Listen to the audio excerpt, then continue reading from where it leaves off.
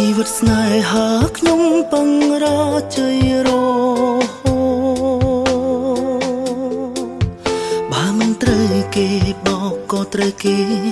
បងតាំងពីចេញមានស្នេហ៍ជួបតែមនុស្សមិនត្រង់ពេលខ្លះលែងហ៊ានចង់សាងស្នេហាថ្មីអ្នកណាក៏ដូចអ្នកណាគ្មានខំគ្នាទេដល់ពេលបែកតែងតែថាខ្លួននៅភក្តីតែមិនអាចបន្តអង្វរខ្ញុំរកថ្មី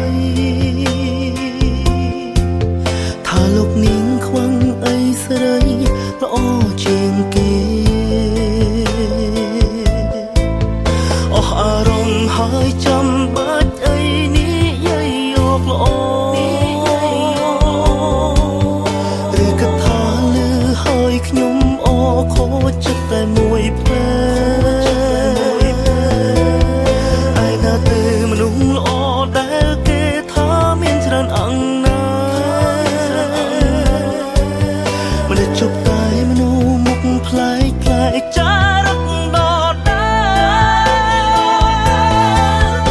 លនេះគឺជាថ្ងៃឯកាពីបាបទ្រាំខ្លាំងណាស់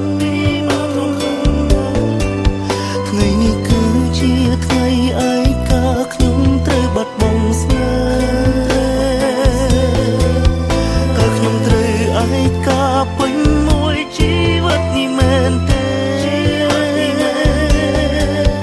បានជាគ្មានអ្នកចង់ក្បែរ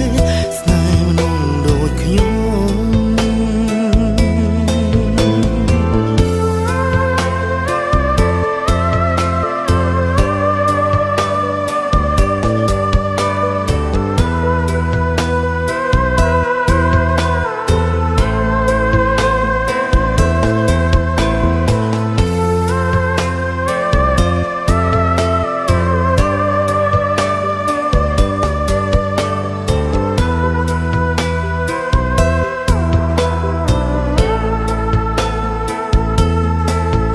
អ្នកណាក៏ដូចអ្នកណាគ្មានខំគ្នា